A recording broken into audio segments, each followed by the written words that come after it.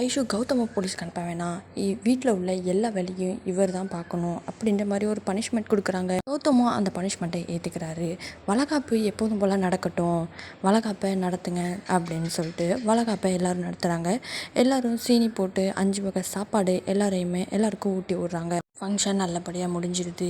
கோடீஸ்வரி எல்லாருக்கும் அட்வைஸ் பண்ணுறாங்க. இங்கே பாருங்கள், உங்கள் வாழ்க்கையை நீங்கள் தான் பார்த்துக்கணும். ஐஷு, உன் மனசில் உள்ள பாரம் தான் குறைஞ்சிடுச்சுல, இதுக்கு மேலே நீ ஏன் இப்படி இருக்க? சந்தோஷமாக இருமா, இந்த நேரத்தில் ரொம்ப சந்தோஷமாக இருக்கணும்னு சொல்கிறாங்க. அது ஒன்றும் இல்லைம்மா, பார்த்துக்கலாம் அப்படின்னு ஐஷு சொல்ல, சேர்ந்து இனிமேட்டாவது நல்லபடியாக வாழு அப்படின்னு சொல்கிறாங்க. அதை பார்த்துப்போம்மா அப்படின்னு ஐஷு சொல்லிடுறாங்க. மகாவுக்கும் ஒரு பிரச்சனை இருந்துச்சு, அதை எப்படி அவள் சால்வ் பண்ணிவிட்டு இப்போ எப்படி சந்தோஷமாக இருக்கா, அது மாதிரி நீ இருக்க பாருன்னு சொல்கிறாங்க.